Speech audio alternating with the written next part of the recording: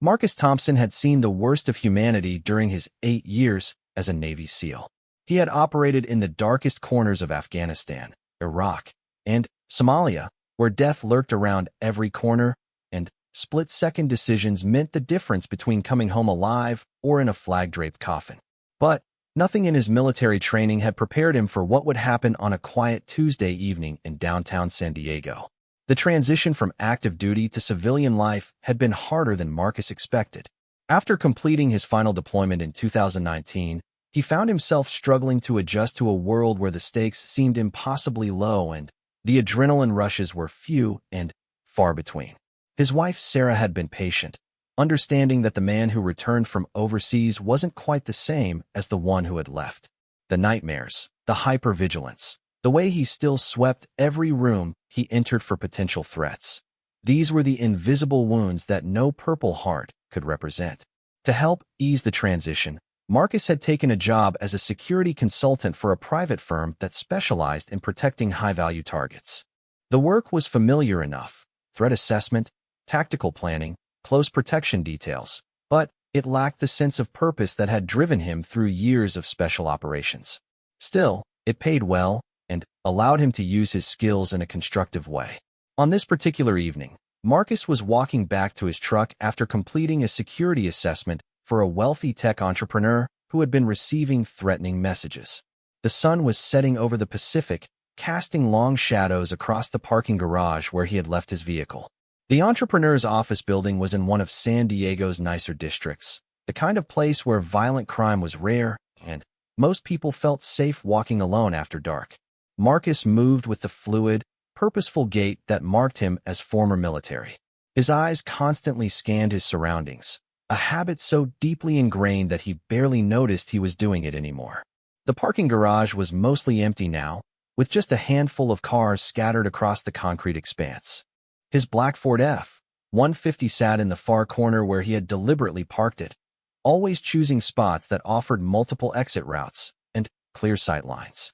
As he approached his truck, Marcus noticed a young man leaning against a nearby pillar. The kid couldn't have been more than 19 or 20, wearing baggy jeans and a hooded sweatshirt despite the warm San Diego weather. Something about his posture triggered Marcus's threat radar. The young man's hands were hidden in his hoodie pocket, and his eyes were darting nervously between Marcus and the garage entrance. Marcus had learned long ago to trust his instincts. In the mountains of Afghanistan, that sixth sense had saved his life more times than he could count. The same internal alarm that had warned him about hidden IEDs and Taliban ambushes was now screaming that something was wrong with this picture. He subtly adjusted his path, creating more distance between himself and the young man while keeping his hands free and ready to react. The kid straightened up as Marcus got closer, and that's when everything went sideways. In one swift motion, the young man pulled a pistol from his hoodie pocket and pointed it directly at Marcus's head. The weapon was a cheap .38 revolver, probably stolen, with rust spots visible on the barrel even in the dim garage lighting. "Give me your wallet and your keys, old man," the kid demanded, his voice cracking with nervous energy. "Do it now, or I'll blow your head off." For most people, having a gun pointed at their head would be a terrifying, paralyzing experience. The logical response would be compliance, hand over the valuables, and hope the criminal keeps his word about not pulling the trigger. But Marcus Thompson wasn't most people. He was a warrior who had been forged in the crucible of combat, trained to react to deadly threats with lightning-fast precision. The moment the gun came up, Marcus's military training kicked in like a well-oiled machine. Time seemed to slow down as his brain rapidly processed the tactical situation. The kid was holding the weapon with one hand, arm extended, standing about 8 feet away. His stance was sloppy, weight distributed poorly, finger on the trigger but grip loose and uncertain. Most telling of all, the young man's eyes kept darting away from Marcus, betraying his nervousness and inexperience. Marcus recognized the signs immediately. This wasn't a hardened criminal or a trained killer. This was a scared kid, probably desperate for drug money or trying to prove something to his friends. The gun made him dangerous, but his inexperience made him vulnerable. In the space of a heartbeat, Marcus made his decision. Okay, Marcus said, raising his hand slowly while taking a small step forward. "Don't shoot. My wallet's in my back pocket." His voice was calm, almost soothing, designed to lower the kid's guard and create an opening. "Stay back," the young man shouted, but his gun hand was shaking now, and Marcus could see sweat beading on his forehead despite the cool evening air. "I'm not moving," Marcus lied, taking another subtle step closer. "Just let me get my wallet for you. No problems here." He moved his right hand toward his back pocket while his left remained raised, a classic misdirection technique that focused the kid's attention on the wrong threat. The moment came when the young man's eyes followed Marcus's right hand toward his wallet.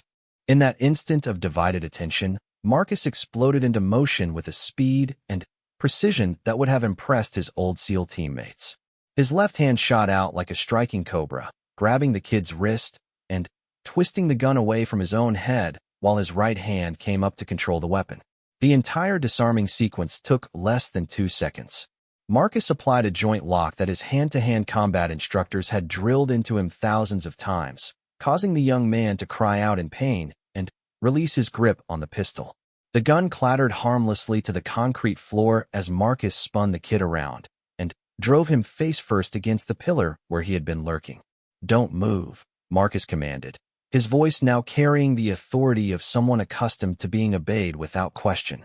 He had the young man's arm pinned behind his back in a control hold that would cause excruciating pain if the kid tried to struggle. As the adrenaline began to fade, Marcus found himself looking down at his would-be robber and feeling an unexpected surge of anger, not just at the attempt on his life, but at the sheer stupidity and waste of it all. This kid had no idea who he had tried to rob, no understanding of the forces he had set in motion by pointing a gun at someone who had spent years hunting the world's most dangerous terrorists. "Do you have any idea what you just did?" Marcus asked, his voice low and controlled, but carrying an edge that made the young man whimper. "Do you understand what almost happened here?" The kid was crying now, all his earlier bravado evaporated in the face of overwhelming force and the realization that he had picked the wrong target. "Please don't hurt me, man. I'm sorry. I'm really sorry. I just needed some money for—" "Shut up," Marcus cut him off. "I don't want to hear your sob story." He was wrestling with conflicting impulses. Part of him, the part shaped by years of combat, wanted to make this kid pay for his stupidity in a way he would never forget. But another part, the part that remembered what it was like to be young and make terrible decisions, urged restraint. Marcus reached into his jacket and pulled out his cell phone, keeping one hand firmly controlling his prisoner. He dialed 911 and reported the attempted robbery, giving the dispatcher their location and a brief description of what had occurred. The police would be there in minutes, and then this young man's real education would begin. As they waited for the authorities to arrive, Marcus found himself studying the kid more closely. Beneath the baggy clothes and false bravado, he could see someone who was barely out of high school. His hands were soft, suggesting he wasn't used to manual labor. There were track marks on his forearms, partially hidden by the sleeves of his hoodie. The picture that emerged was depressingly familiar, another young life being destroyed by drugs and poor choices. "What's your name?" Marcus asked, his tone slightly less harsh than before. "Tyler," the kid mumbled into the concrete pillar. "Tyler Rodriguez." "Well, Tyler Rodriguez, you just made the biggest mistake of your short life," Marcus told him. "Do you know what I do for a living?" Tyler shook his head, still pressed against the pillar with his arm twisted behind his back. "I hunt people like you for a living," Marcus continued. "Not street criminals, international terrorists, enemy soldiers, people who pose real threats to national security. I've killed more men than you've probably met in your entire life. And you thought it would be a good idea to point a gun at my head and threaten to blow my brains out." The weight of those words seemed to hit Tyler like a physical blow. His sobbing intensified, and Marcus could feel the fight going out of him completely. This wasn't a hardened criminal. It was a scared, addicted kid who had bitten off far more than he could chew. The sound of approaching sirens echoed through the parking garage, growing louder with each passing second. Marcus knew that in a few minutes, Tyler Rodriguez would be in police custody, facing charges that would likely send him to prison for several years. The justice system would take its course, and this young man would pay the price for his poor decision. But as Marcus stood there, maintaining his grip on someone who could have been his younger brother or his nephew, he realized that Tyler's payment had only just begun. The real consequences of pointing a gun at a Navy SEAL's head would unfold over the coming days and weeks in ways that none of them could have anticipated. The police cars pulled into the garage with their lights flashing, and Marcus prepared to hand over his prisoner. But he couldn't shake the feeling that this encounter was far from over, and that Tyler Rodriguez was about to learn some very hard lessons about the kind of man he had chosen to threaten. The San Diego Police Department's Central Division had seen its share of attempted robberies over the years, but Detective Lisa Chun had never processed a case quite like this one. As she reviewed the incident report while Tyler Rodriguez sat handcuffed in the interview room, she couldn't help but shake her head at the sheer stupidity of what had transpired. Marcus Thompson had given his statement with the calm, methodical precision she had come to expect from former military personnel. Every detail was clear and accurate, from the positioning of the vehicles in the parking garage to the exact sequence of events during the disarming. He had remained at the scene until the patrol officers arrived, had cooperated fully with their investigation, and had even helped ensure that Tyler received medical attention for the minor injuries sustained during the takedown. What made this case unusual wasn't just the fact that Tyler had chosen to rob someone with Marcus's background, though that was certainly noteworthy. It was what Marcus had told her during his statement that had Chun concerned about potential complications. "I need you to understand something, Detective," Marcus had said, his gray eyes fixed on hers with an intensity that made her slightly uncomfortable. "This isn't just going away. What this kid did tonight, pointing a gun at my head and threatening to kill me, that's not something I can just forget and move on from." Chun had asked him to elaborate, but Marcus had simply repeated that Tyler Rodriguez was going to face consequences beyond whatever the justice system decided to impose. When pressed for specifics, the former SEAL had clammed up, insisting he wasn't planning anything illegal but making it clear that he considered Tyler's debt to him unpaid. Now, as Chun prepared to interview Tyler, she found herself wondering what exactly Marcus Thompson had meant. His military record was impressive but classified in many areas. What she could access showed multiple deployments to combat zones, several commendations for valor, and a clean disciplinary record. But there were gaps in his file that suggested involvement in operations that the government preferred to keep quiet. Tyler Rodriguez looked even younger than his 20 years as he sat slouched in the metal chair, his hands cuffed to the table in front of him. The adrenaline and drugs had worn off during his hours in custody, leaving behind a pale, shaking kid who seemed to be rapidly realizing the magnitude of his situation. Chun had dealt with hundreds of young offenders over her 15-year career, and she recognized the signs of someone whose world was about to come crashing down. "Tyler," she began, settling into the chair across from him, "I'm Detective Chun. I need to ask you some questions about what happened tonight." Tyler's eyes darted around the room nervously. "I want a lawyer," he mumbled. "That's your right," Chun acknowledged, "but I thought you might want to know what you're up against here. The man you tried to rob tonight isn't your average victim." Despite his request for legal representation, Tyler's curiosity got the better of him. "What do you mean?" Chun opened Marcus's file and began reading from his military record. Marcus Thompson, former Navy SEAL with 8 years of active duty service. Multiple combat deployments to Afghanistan, Iraq, and classified locations in Africa and Southeast Asia. Decorated for valor under fire. Expert in close-quarters combat, explosives, reconnaissance, and what the military calls direct action operations. As she spoke, she watched Tyler's face grow increasingly pale. The kid was smart enough to understand that he had stumbled into something far beyond his comprehension. "He could have killed you tonight, Tyler," Chun continued, with his bare hands, in about 3 seconds, without breaking a sweat. "Instead, he disarmed you and held you for police. Do you understand how lucky you are?" Tyler's voice was barely a whisper. "I didn't know. I just saw some old guy in a suit and thought." He trailed off, unable to finish the sentence. "You thought he'd be an easy target," Chun finished for him. "Well, congratulations. You just tried to rob one of the most dangerous men in San Diego County." Over the next several hours, Chun worked through the standard booking procedures, but her mind kept returning to Marcus Thompson's cryptic warning. She had dealt with enough victims of violent crime to recognize the difference between someone who was satisfied with legal justice and someone who felt the need to take matters into their own hands. Marcus definitely fell into the latter category. Meanwhile, across town, Marcus was having a very different kind of conversation. He sat in his home office, surrounded by military memorabilia and photographs from his years in special operations. His wife Sarah watched from the doorway as he made a series of phone calls to people whose names she didn't recognize. "Jack, it's Marcus," he said into his encrypted cell phone. "I need a favor."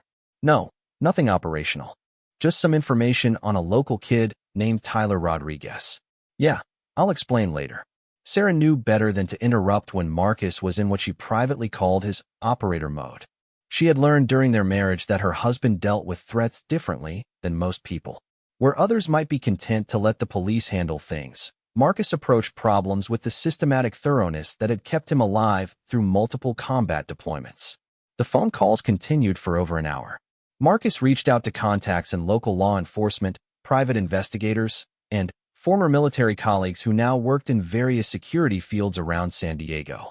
By the time he hung up from the last call, he had assembled a comprehensive picture of Tyler Rodriguez's life that went far beyond what any police report would contain.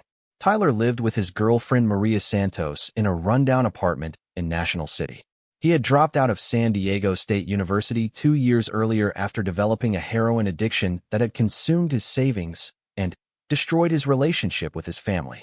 His father, Carlos Rodriguez, owned a small auto repair shop that was struggling financially. His mother worked double shifts as a nurse's aide to help support the family business. Most importantly for Marcus's purposes, Tyler owed money to some very dangerous people. His drug habit had led him to accumulate debts with local dealers who were known for their violent collection methods. The attempted robbery wasn't just random desperation. It was a young man trying to get enough cash to avoid having his legs broken by loan sharks. Armed with this information, Marcus began to formulate a plan. He wasn't interested in revenge in the traditional sense. Violence for its own sake had lost its appeal after years of legitimate warfare. But Tyler Rodriguez had crossed a line that demanded consequences, and Marcus intended to ensure that those consequences were both educational and memorable. The next morning, Tyler was released on bail that his parents had somehow managed to scrape together. As he walked out of the county jail, he found Marcus Thompson waiting for him in the parking lot, leaning casually against his black pickup truck with his arms crossed.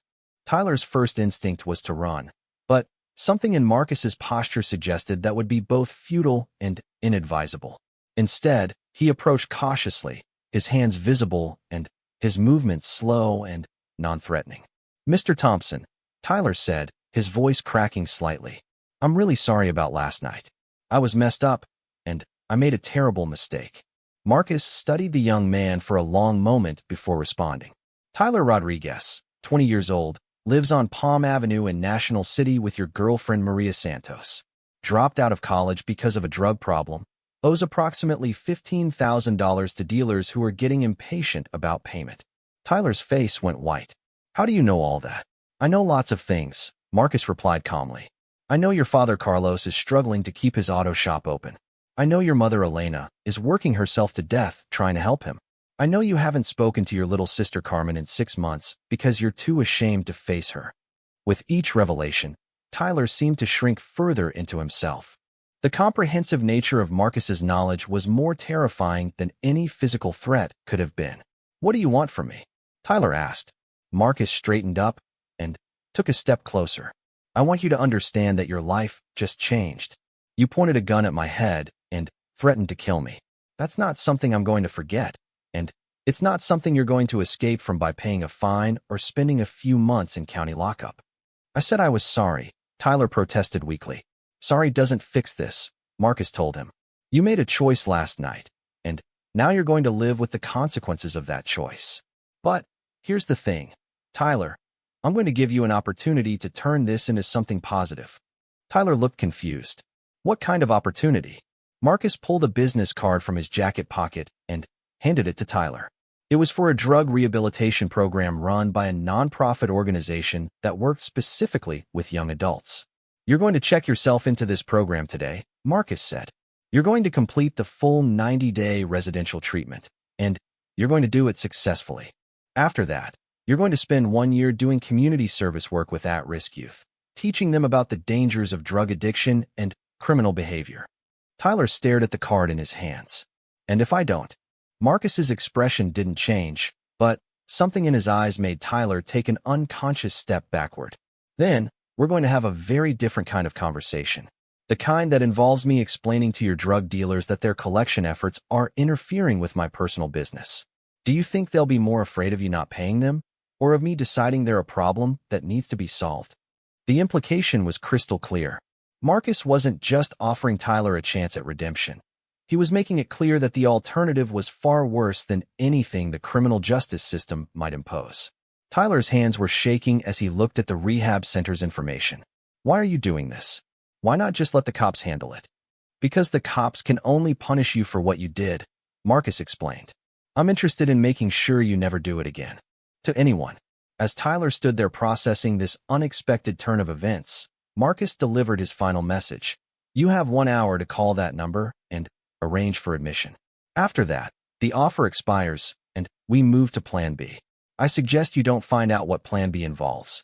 With that, Marcus climbed into his truck and drove away, leaving Tyler alone in the jail parking lot with a choice that would determine the rest of his life. Tyler Rodriguez had never imagined that the Phoenix Recovery Center would become both his salvation and his prison. The facility sat on 20 acres of scrubland 30 miles east of San Diego, far enough from the city to make escape difficult, but close enough that family could visit during the strictly regulated visiting hours. As he carried his single duffel bag through the front doors, Tyler couldn't shake the feeling that Marcus Thompson was somehow watching his every move. The intake process was more thorough than anything Tyler had experienced, including his arrest the previous week. Medical staff drew blood, took his vitals, and conducted a psychological evaluation that left him feeling exposed and vulnerable. The counselor, a middle-aged woman named Dr. Patricia Reeves, asked questions that cut straight to the heart of his addiction and the choices that had led him to point a gun at a stranger's head. Tell me about the robbery attempt, Tyler, Dr. Reeves said, her pen poised over a yellow legal pad. What were you thinking in the moments before you decided to pull out that gun? Tyler shifted uncomfortably in his chair. He had already told this story to the police, to his court-appointed attorney, and to his parents, but somehow Dr. Reeves's question felt different. She wasn't asking about the crime itself. She was asking about the mental state that had made the crime seem like a reasonable option. I don't know, Tyler mumbled. I was sick, needed a fix. Saw this guy in a suit walking to his truck, figured he'd have money. You figured he'd be an easy target, Dr. Reeves clarified. Someone who wouldn't fight back. Yeah, I guess. Dr. Reeves made a note on her pad. What do you think would have happened if Mr. Thompson hadn't been able to disarm you? If he had just given you his wallet like you demanded?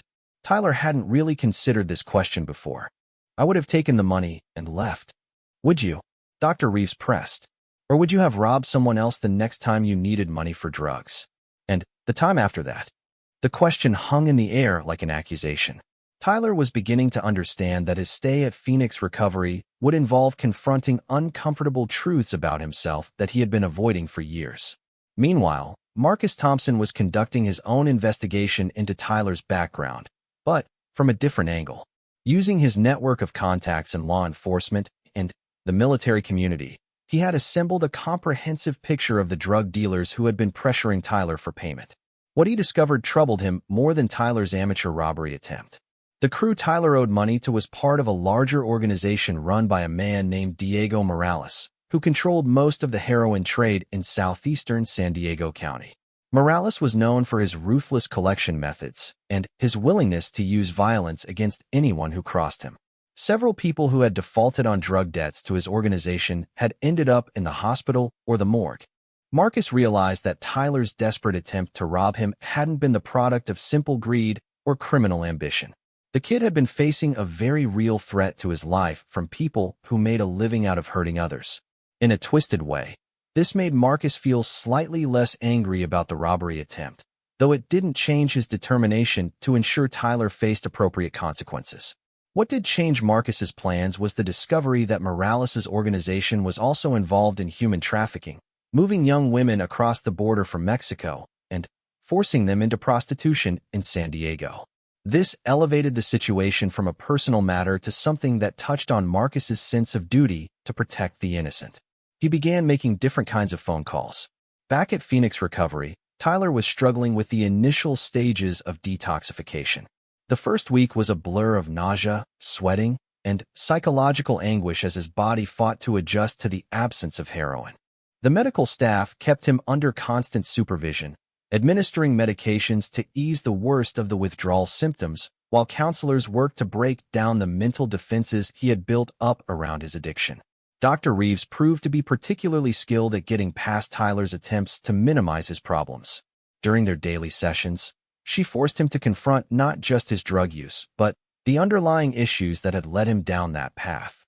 The pressure of academic expectations, the fear of disappointing his parents, the shame of feeling like a failure, all of these emotions came pouring out during their conversations.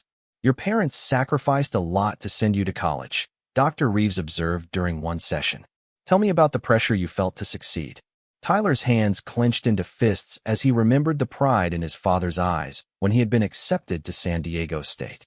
They worked extra shifts, took out loans, did everything they could to give me opportunities they never had. And I threw it all away. You made some bad choices, Dr. Reeves agreed. But that doesn't mean you're a failure as a person. It means you're human, and humans make mistakes. The question is what you're going to do about those mistakes now.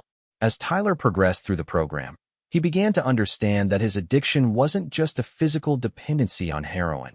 It was a way of avoiding the emotional pain of feeling like he had failed everyone who believed in him. The drugs had provided a temporary escape from that pain, but they had also created new problems that were far worse than anything he had been trying to avoid. 3 weeks into his stay at Phoenix Recovery, Tyler received an unexpected visitor. Marcus Thompson appeared during visiting hours, signing in at the front desk and asking to speak with Tyler privately. The facility's policy normally required family approval for visits from non-relatives, but something about Marcus's demeanor convinced the staff to make an exception. They met in a small conference room with large windows that looked out over the desert landscape. Tyler had put on weight during his time in treatment, and the constant pallor that had marked his drug use was beginning to fade. He looked healthier than he had in months, but also more vulnerable without the chemical armor that had protected him from difficult emotions. "How are you doing, Tyler?" Marcus asked, his tone neutral but not unfriendly. "Better," Tyler replied carefully. "The program it's harder than I expected, but I'm learning a lot about myself." Marcus nodded approvingly. "Good. Learning about yourself is the first step toward changing yourself." He paused, studying Tyler's face. "I came here to tell you something that's going to be difficult to hear, but that you need to know." Tyler's stomach knotted with anxiety. "What is it?" "The people you owed money to," Marcus began, "Diego Morales and his crew. They're not going to just forget about your debt because you're in rehab. They're going to expect payment when you get out, plus interest for the time you've been away." The color drained from Tyler's face. In the protected environment of Phoenix Recovery, it had been easy to forget about the threats that had driven him to attempt robbery in the first place. "What am I supposed to do? I don't have any money, and I'm not going back to using." "You don't have to worry about Morales anymore," Marcus said quietly. "I've taken care of that problem." Tyler stared at him in confusion. "What do you mean, taken care of it?" Marcus's expression remained neutral, but there was something in his eyes that reminded Tyler of why he had been so terrified during their encounter in the parking garage. "I mean that Diego Morales and several members of his organization are currently in federal custody on charges related to human trafficking and drug distribution. Their operation has been dismantled, and their ability to threaten you or anyone else has been eliminated." "How did you?" Tyler started to ask, then stopped. He wasn't sure he wanted to know the answer. "Let's just say that I have contacts in various law enforcement agencies who were very interested to learn about Morales' activities," Marcus explained. "Your debt to him is the least of his problems now." Tyler felt a wave of relief so intense it made him dizzy. The fear that had been driving him for months was suddenly gone, replaced by a gratitude so overwhelming he could barely speak. "Why did you do that?" he managed to ask. Marcus leaned forward in his chair. "Because you're trying to change, Tyler. You could have run when I gave you the choice between rehab and the alternative. You could have checked yourself out of this program at any time over the past 3 weeks. But you didn't. You stayed, and you're doing the work. But you said there would be consequences for what I did to you, Tyler said. Are we? Are we even now? Marcus smiled for the first time since Tyler had met him, but it wasn't a particularly warm expression. We're not even close to even, Tyler. You pointing a gun at my head and threatening to kill me. That's not something that gets balanced out by 3 weeks in rehab. But you're making progress toward earning something more valuable than my forgiveness. What's that? My respect, Marcus said. And maybe, eventually, a chance to prove that you're not the same person who thought robbing strangers was a viable solution to your problems. As their conversation continued, Marcus outlined his expectations for Tyler's continued progress. The 90-day residential program was just the beginning. After that would come outpatient treatment, regular drug testing, community service, and ongoing check-ins with Marcus himself. Tyler was being given a chance to rebuild his life, but it would be under the watchful eye of someone who had the skills and resources to ensure compliance. There's something else, Marcus added as their visit neared its end. When you complete the program and start your community service, you're going to be working with kids who are heading down the same path you were on. You're going to tell them your story, all of it, including the part about pointing a gun at a Navy SEAL's head and immediately regretting it. Tyler nodded eagerly. I can do that. I want to do that. Good, Marcus said, standing to leave. Because preventing other young people from making your mistakes is the only way you're going to balance the scales for what you did to me. As Marcus walked toward the door, Tyler called after him. Mr. Thompson? Thank you. For everything. Marcus paused at the doorway and looked back. Don't thank me yet, Tyler. Thank me when you've been clean for a year and you've helped someone else avoid the path you were on. That's when we'll both know this was worth it. After Marcus left, Tyler sat alone in the conference room for a long time, staring out at the desert and thinking about the strange turn his life had taken. 3 weeks ago, he had been a desperate addict willing to threaten murder for drug money. Now he was clean, safe from his creditors, and being given a chance to rebuild his life under the guidance of one of the most dangerous men he had ever met. The irony wasn't lost on him that pointing a gun at Marcus Thompson's head had turned out to be the best thing that had ever happened to him. But he was beginning to understand that Marcus had seen something in him that night, some potential for redemption that Tyler himself hadn't recognized. The question now was whether he could live up to that potential and prove that Marcus's faith in him wasn't misplaced. 18 months later, Tyler Rodriguez stood before a group of 40 teenagers at Lincoln High School in southeastern San Diego, his hand steady as he held up a photograph from his college graduation day. The image showed a young man full of promise and potential, smiling broadly in his cap and gown while his parents beamed with pride beside him. It was hard to reconcile that hopeful face with the desperate addict who had pointed a gun at a stranger's head in a parking garage. This was me 3 years ago, Tyler told the assembled students, many of whom looked skeptically bored. I had everything going for me. Good grades, loving family, full scholarship to college. I thought I was invincible, thought I was too smart to ever become one of those people you see on the street corners begging for money. He set the photograph aside and picked up another image, his mugshot from the night of his arrest. The contrast was startling. Where the graduation photo showed clear eyes and genuine happiness, the mugshot revealed a hollow-eyed young man who looked years older than his actual age. This is me 2 years later, Tyler continued. Addicted to heroin, living in a cockroach-infested apartment, and so desperate for drug money that I decided to rob someone at gunpoint. He paused, meeting the eyes of several students who were now paying closer attention. Anybody want to guess how that worked out for me?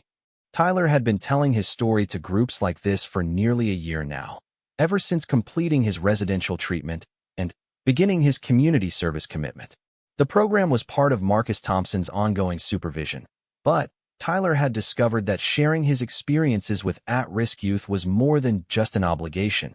It had become a passion.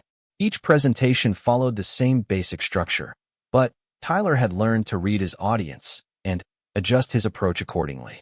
With younger kids, he focused on the gradual nature of addiction and how seemingly harmless choices could snowball into life-destroying consequences. With older teenagers like this group, he could be more direct about the realities of drug addiction and criminal behavior. The guy I tried to rob was named Marcus Thompson, Tyler said, beginning the part of his story that never failed to capture his audience's attention. Former Navy SEAL, combat veteran, expert in about 15 different ways to kill someone with his bare hands. I walked up to him in a parking garage, pointed a gun at his head, and demanded his wallet. A student in the front row raised his hand. "What happened?" Tyler smiled grimly. "He disarmed me in about 2 seconds, twisted my arm behind my back, and held me until the police arrived. Then, he changed my life in ways I'm still discovering." Over the next hour, Tyler walked the students through his journey from that moment of capture to his current position as a peer counselor and public speaker. He talked about the withdrawal process, the psychological work required to understand his addiction, and the ongoing challenge of rebuilding relationships with family and friends who had been hurt by his behavior.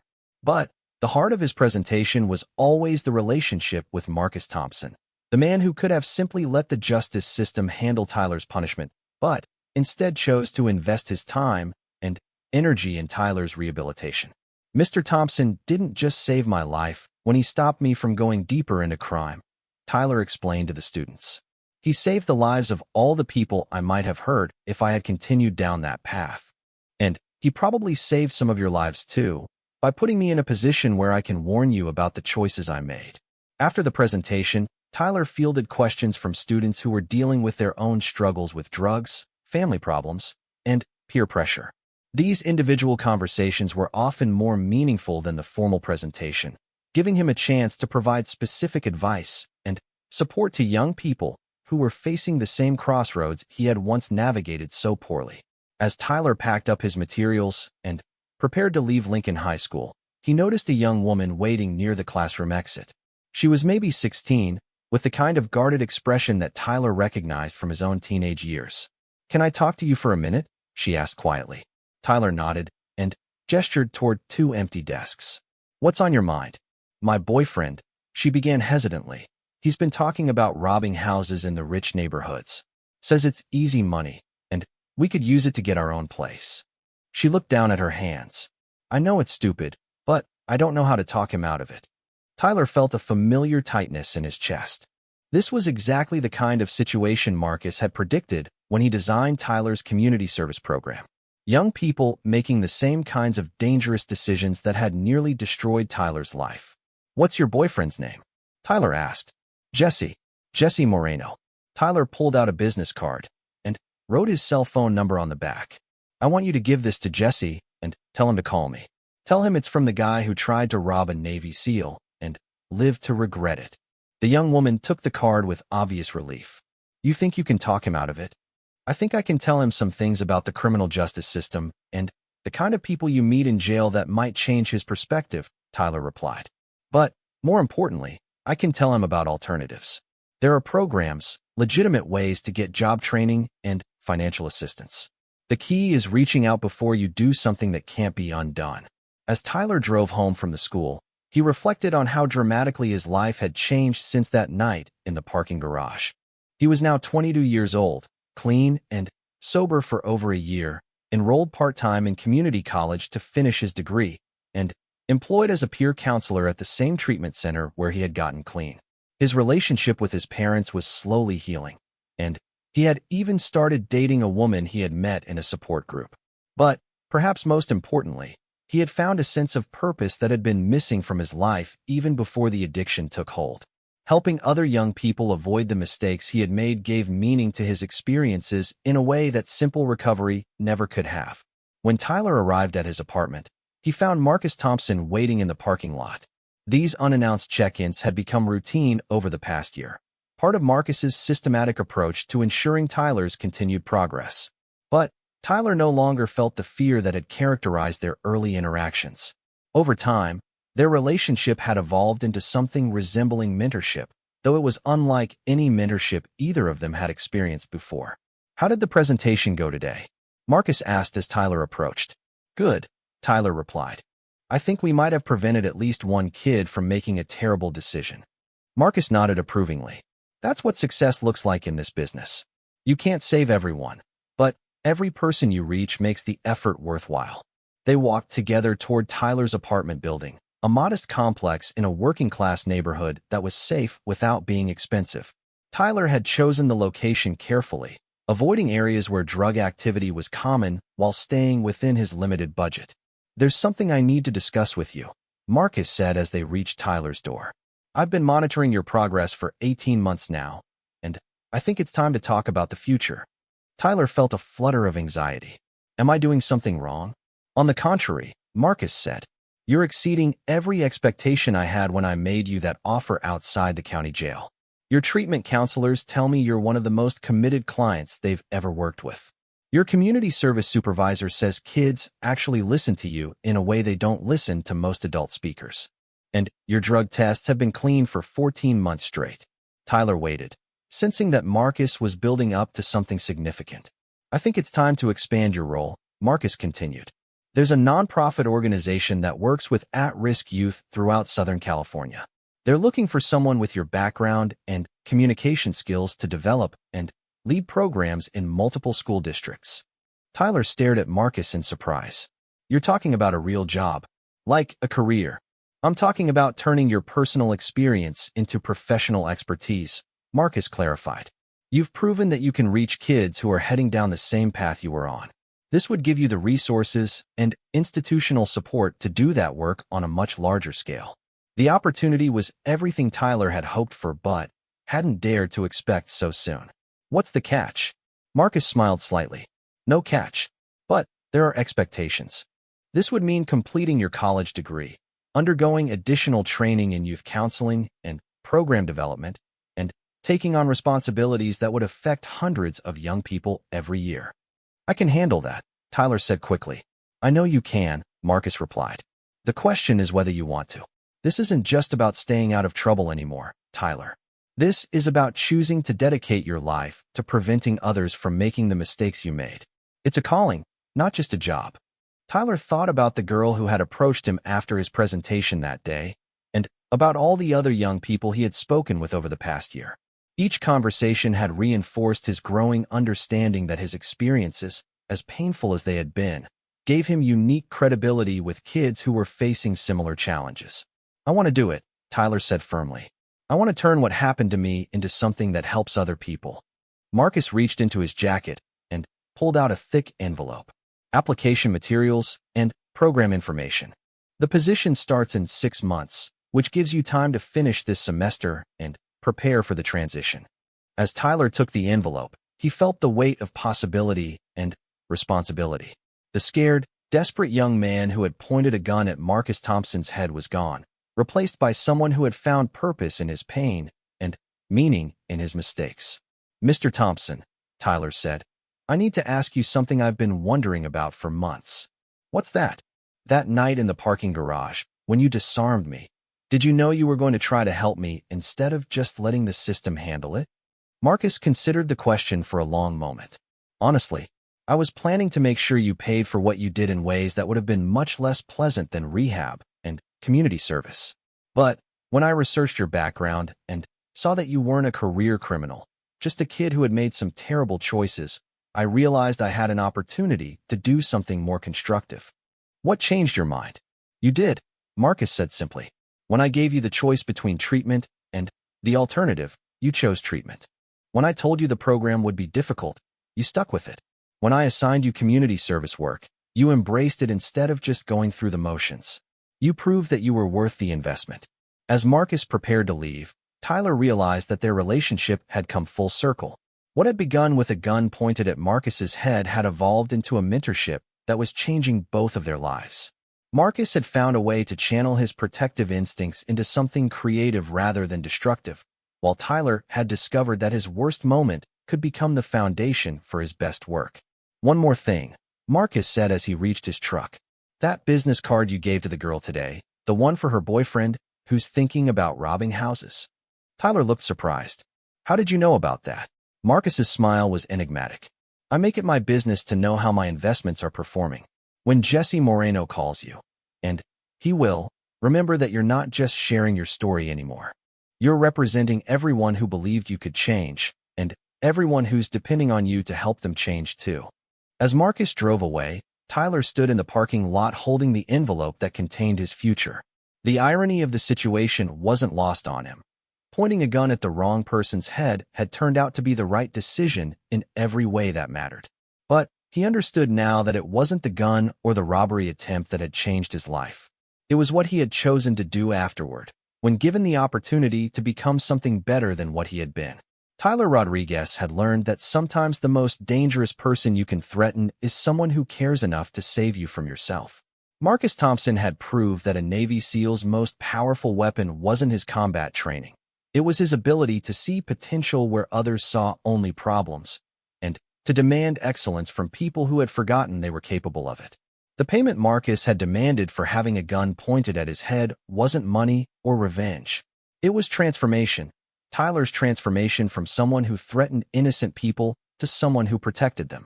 And in that transformation, both men had found something more valuable than justice. They had found redemption.